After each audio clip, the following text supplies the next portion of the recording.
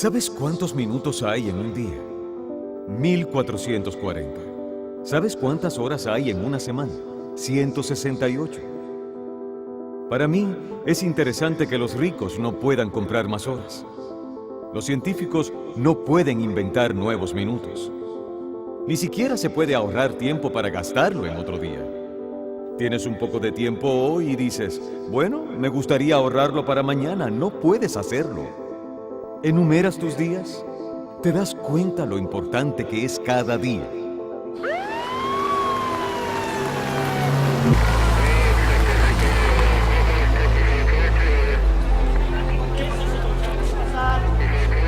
Nunca me voy a olvidar de ese momento. Fue algo tan inesperado.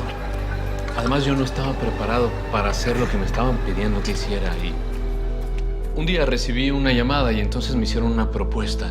Era una propuesta enorme. Me habían dicho, tú vas a trabajar como actor. La verdad era como un sueño. Los productores estaban tomando un riesgo bien grande conmigo.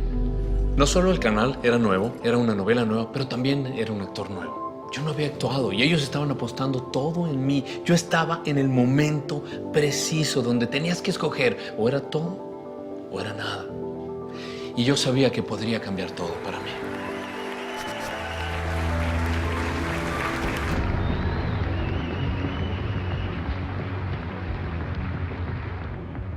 Recuerdo el primer momento en el que estaba asombrado e intrigado con la idea de ser un mago.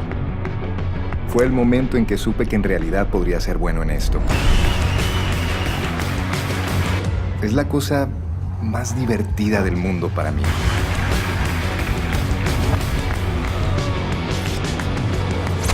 Me gustan mucho más las preguntas que las respuestas. Y lo que un truco de magia hace es que te obliga a entrar en un lugar de cuestionamiento y de repente te sacan la alfombra debajo de la que estás parado y no te das cuenta de lo que está sucediendo.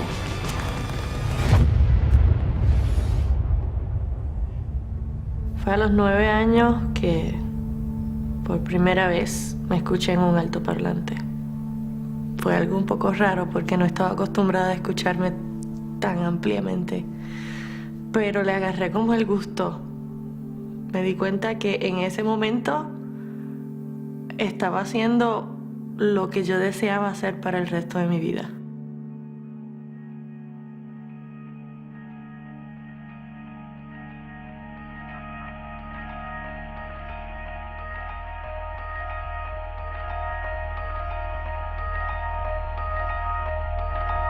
Como mago, eres muy escéptico y te das cuenta de que la mayor parte de lo que está sucediendo detrás de las escenas es de mentira o falso. La idea de un Dios todopoderoso parece increíblemente tonta. Y cuando hablaba con la gente que va a la iglesia, pensaba que estaban siendo engañados por un simple truco de magia. Es como el mago de Oz, detrás de la cortina, controlándolo todo.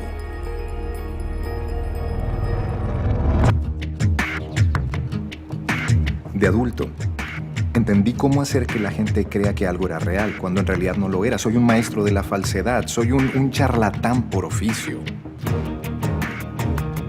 Pero empecé a hacer la gran pregunta a Dios y le dije, Dios, si eres real, entonces necesito que me lleves detrás de la cortina, que me enseñes cómo funciona. Y necesito que hagas esto tan real para mí que no pueda ignorarlo.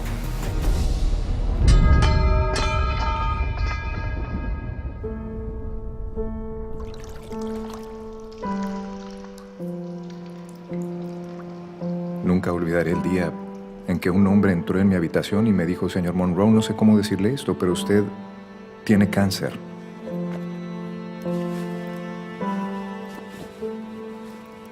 Le dije, ¿qué? Y él me miró y me dijo, señor Monroe, no podemos curarle su enfermedad.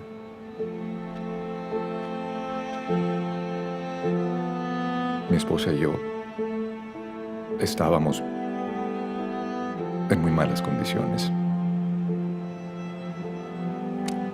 Dios, ¿dónde estás? Supongo que no eres tan grandioso. Solo llevábamos 5 años de casados. Teníamos una niña de 3 años y un niño de 2. Y necesitaba más tiempo con mi familia. Necesitaba más tiempo.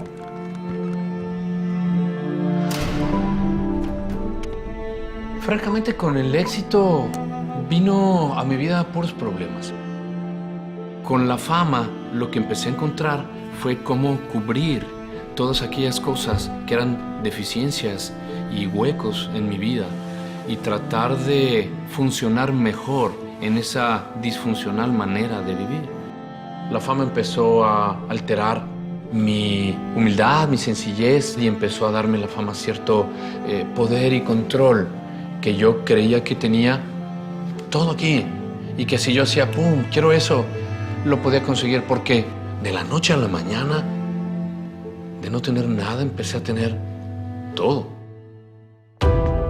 Me trajeron para hacer una novela donde había unos hermanos gemelos, y uno de ellos estaba en un estado amnésico, y la doctora que le habían puesto a este hermano, que era la psiquiatra, era Mara.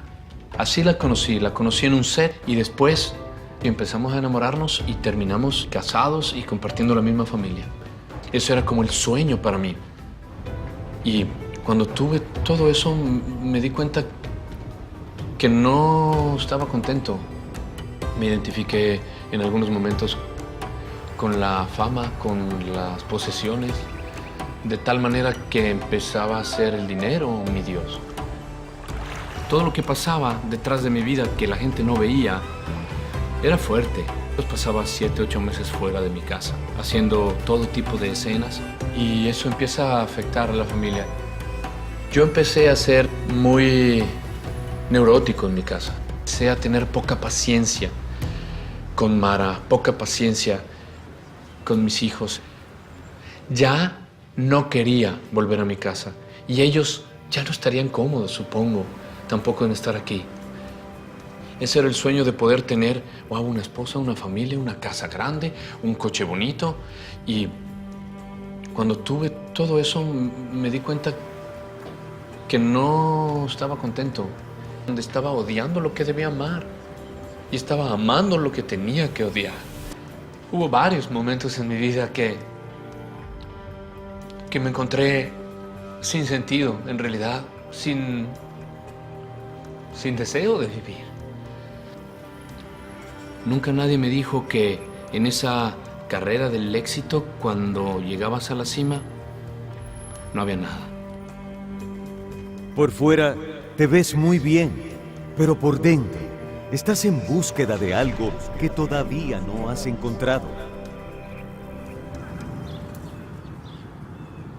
Tiene que haber algo más en la vida. Hay mucho en mí de mi papá.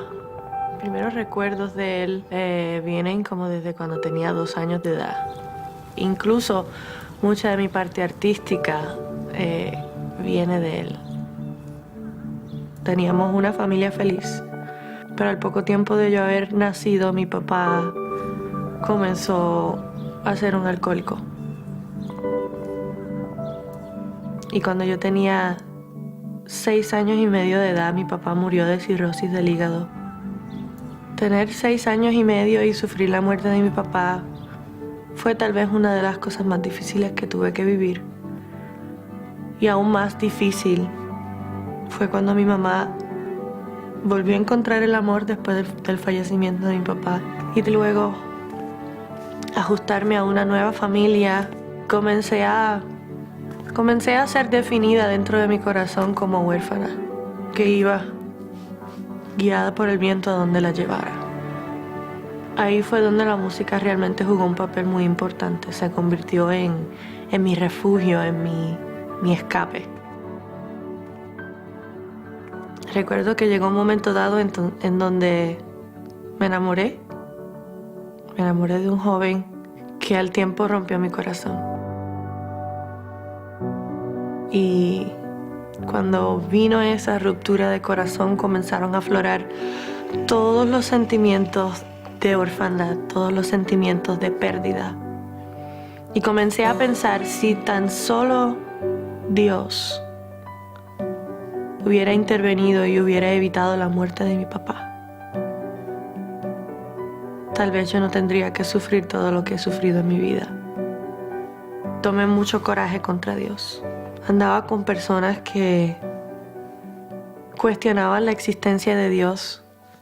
Gente que tenían vicios que comenzaron a hacerme entrar en el vicio del alcohol.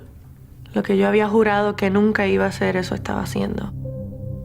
La muerte se había convertido en parte de mi pensamiento diario. Millones de personas están pidiendo auxilio. ¿Qué puedo hacer para ser salvado de las presiones de la vida? Las presiones son tan grandes.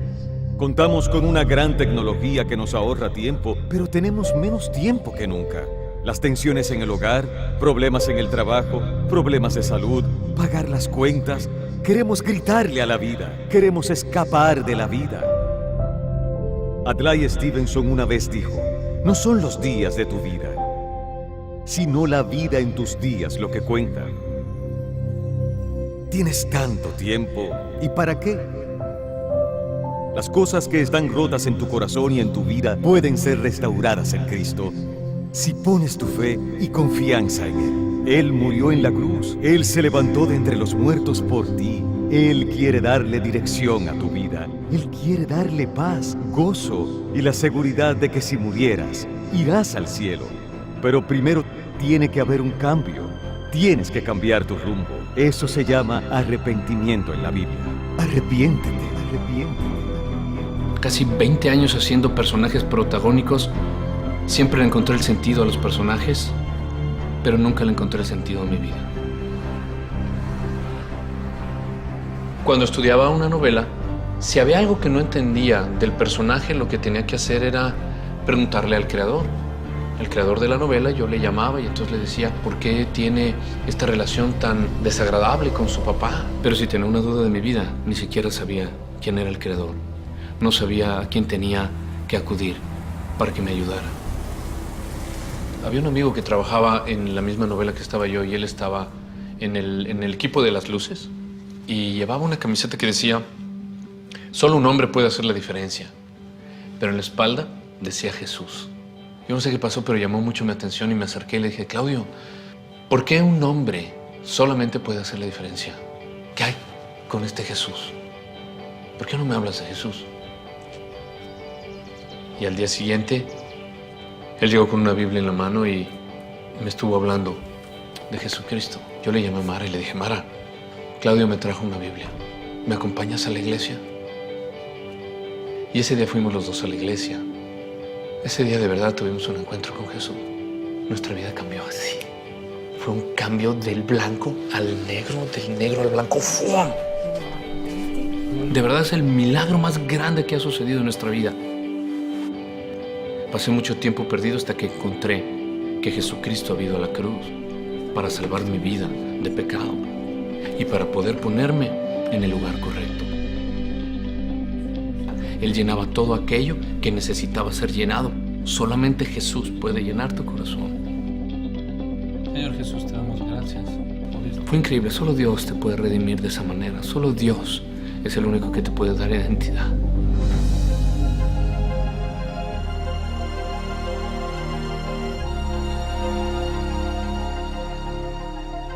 El tiempo está colapsando sobre nosotros. ¿Cuánto tiempo tenemos? El salmista le pide al Señor, recuerda cuán breve es mi tiempo.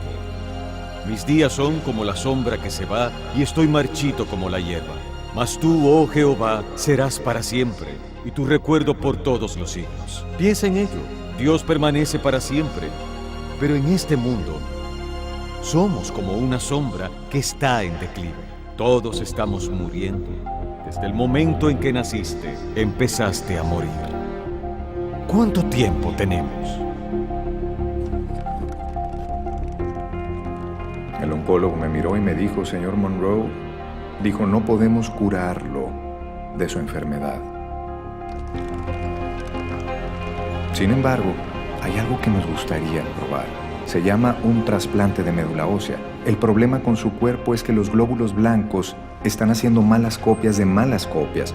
Su cuerpo se engaña. Se está jugando una mala pasada a sí mismo.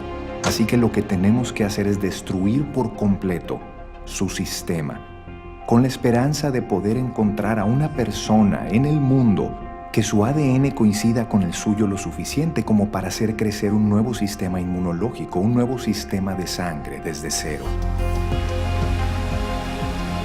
Vamos a sustituir la sangre de alguien por la suya para que pueda vivir de nuevo. Dios dijo que sin derramamiento de sangre no hay perdón. Tiene que haber un sustituto por ti que tomará el juicio que tú mereces, la muerte que tú mereces. Y ese sustituto fue Jesucristo. Pensaba dentro de mí, se me está acabando el tiempo. Me estoy muriendo de cáncer. Ha sido difícil lidiar con estos momentos. Peyton tiene 3 años y Gavin 2. A mis 2 hijos. Si esto me toma la vida muy pronto, los amo. Comenzaron con un tratamiento agresivo de quimioterapia, cuyo objetivo no era destruir solamente el cáncer en mi cuerpo, sino literalmente a mí. Era un infierno. Era una muerte lenta. Realmente estoy asustado. Estoy tratando de no tener miedo, pero tengo miedo. Estoy tratando de ser fuerte para mi esposa y para mí, para mi familia. Pero estoy bastante asustado.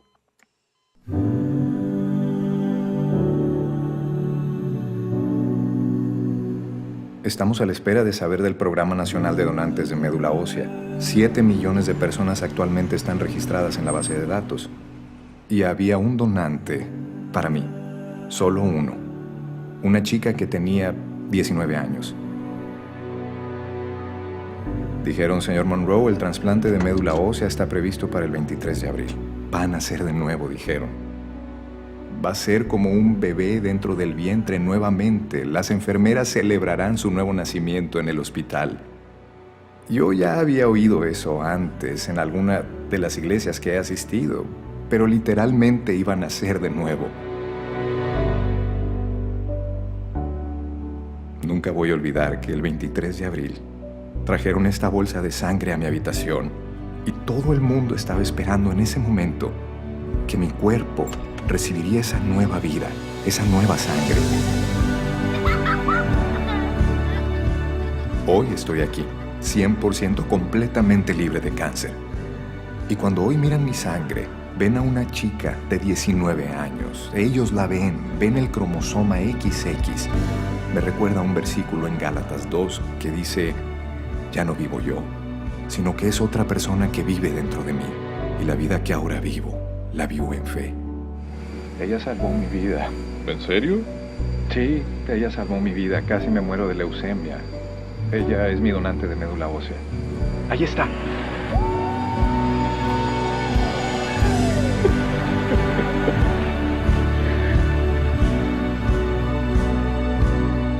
Juan 17:3 dice, esta es la vida eterna, conociéndote a ti, Dios, y a Jesucristo a quien has enviado. Estoy plenamente convencido de las afirmaciones de Jesús como persona escéptica y como un ilusionista. Yo sé que el Dios del universo me ha traído detrás de la cortina como yo se lo pedí.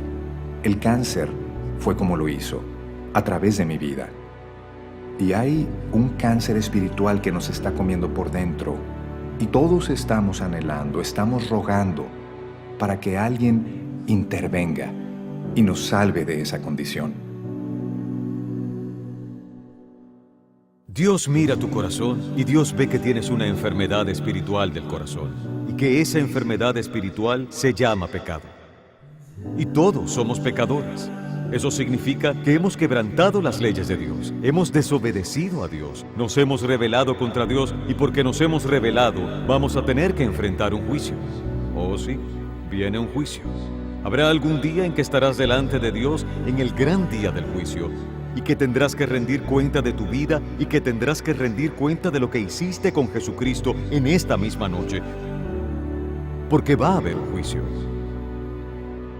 Pero el juicio de Dios es también condicionado por su amor y su misericordia. Él está dispuesto a perdonarte esta noche, darte una oportunidad esta noche. No importa cuánto tiempo hayas perdido en el pasado, todavía puedes tener un mañana.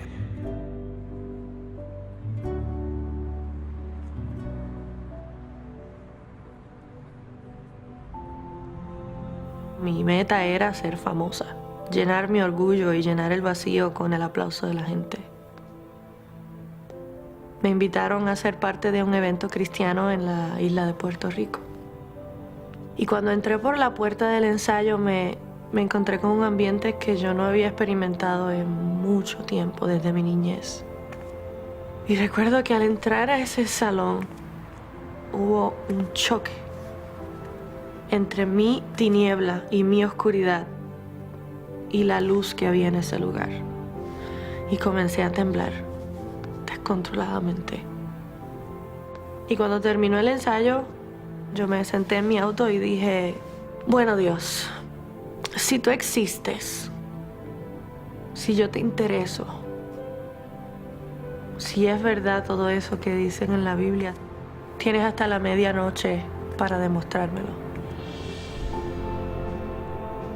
Esa noche vino una mujer desconocida y que sabía tantas cosas acerca de mi vida y Dios me dio la oportunidad de darme cuenta que los deseos de mi corazón eran movidos por instintos autodestructivos. Y ella me dijo, tienes dos caminos que puedes elegir hoy. Hizo que dentro de mi alma hubiera una reacción y hubiera un encuentro, un choque violento con la verdad de que yo necesitaba su presencia más que cualquier otra cosa. Mi corazón gritó, no puedo vivir sin ti. Eres mi papá y te necesito. Algunos de ustedes piensan que son demasiado malos para llegar a Dios, que han hecho muchas cosas malas y se les ha ido la mano. Dios no está esperando para juzgarte. Dios no está esperando para condenarte. Dios te ama. Él envió a su Hijo a morir en la cruz por ti, para derramar su sangre por ti.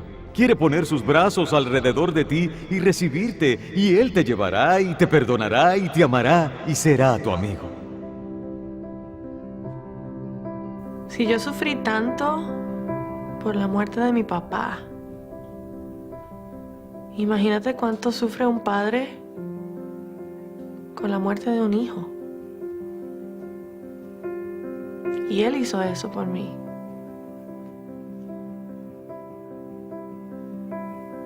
Envió a Jesús para que yo pudiera ser adoptada por la sangre de Él.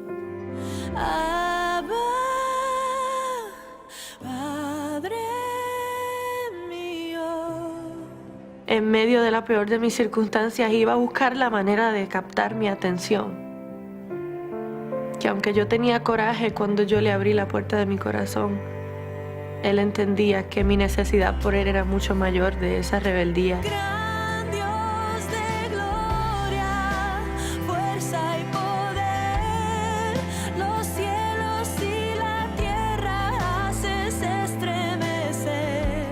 Oh, aleluya, hosana al Rey, amable Redentor, siempre te adoraré. Abba, Padre mío. Él me ama y saber que ese Dios tan fuerte, tan majestuoso, es el Rey de toda la creación, pero aún así es mi papá. En Romanos el capítulo 6 dice, la paga del pecado es muerte, pero el regalo de Dios es vida eterna a través de Jesucristo nuestro Señor. En Pedro 1 dice, Él mismo en su cuerpo llevó al madero nuestros pecados para que muramos al pecado y vivamos para la justicia. Él se convirtió en pecado, piénsalo. Jesucristo, tan puro, tan maravilloso, la persona más grandiosa, la más santa que jamás haya existido, el Hijo del Dios viviente, se convirtió en pecado. Nunca había conocido el pecado y Él se hizo culpable en ese momento de adulterio. Se convirtió en culpable de mentir, de la idolatría. Se convirtió en culpable de todo lo feo y sucio que puedas imaginar, ya que fueron tus pecados derramados sobre Él. A través de Cristo podemos tener la relación más fundamental en la vida restaurada. Tú dirás, bueno, Billy, ¿qué tengo yo que hacer? En primer lugar, debes arrepentirte de tus pecados. El apóstol Pedro dijo, arrepiéntanse y conviértanse para que sus pecados sean borrados. Ahora, ¿qué significa el arrepentimiento? Arrepentimiento significa que te acercas a Dios y dices, Dios, perdóname, he pecado. Y todos somos culpables, cada uno de nosotros, todos los que hayamos nacido, somos culpables. ¿Te has arrepentido? ¿Estás seguro de ello? Esto significa que no solamente dices, Dios, perdóname. Significa que le pidas ayuda para alejarte de tus pecados, a cambiar tu forma de vida, para deshacerte de los viejos hábitos. Y entonces tienes que venir por fe, porque sin fe es imposible agradar a Dios. La palabra fe significa que confías plenamente. La Biblia dice en Romanos 4, al que no obra, si no cree en aquel que justifica al malvado, su fe le es contada por justicia. Tengo que tener justicia para entrar en el cielo, y no tengo ninguna. Billy Graham es un pecador. No tengo ninguna justicia propia. Vengo en la justicia del Señor Jesucristo. Luego la Biblia dice, porque por gracia han sido salvos por medio de la fe, no por obras para que nadie se jacte. Si puedes obrar para llegar al cielo, te levantarás hacia el cielo y le contarás a todo el mundo, mira lo que hice, fui una buena persona, llegué aquí por mi cuenta. Pero no, solo llegas allí por Cristo.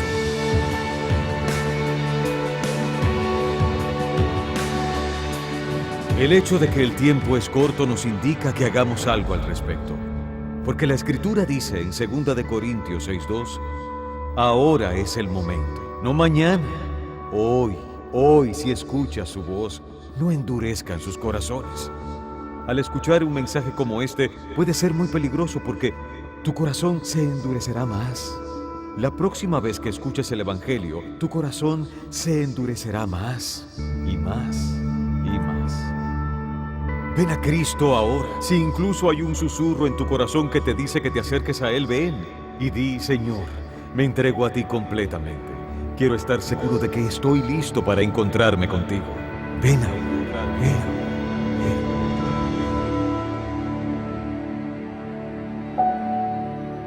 Si quieres recibir a Cristo, puedes hacer una oración como yo la hice. Como yo lo hice. Como yo la hice. Mi Dios, soy una pecadora. Perdóname por mis pecados. Quiero apartarme de mis pecados. Yo sé que Jesucristo es tu Hijo. Creo que Jesús murió por mis pecados y que lo levantaste de la muerte a la vida. Deseo confiar en Jesucristo como mi Salvador y seguirle como mi Señor desde este momento. Jesús, pongo mi confianza en ti. Y te entrego toda mi vida. Por favor, ven a mi vida. Lléname con tu espíritu. Te lo pido en el nombre de Jesús. Amén. Amén. Amén.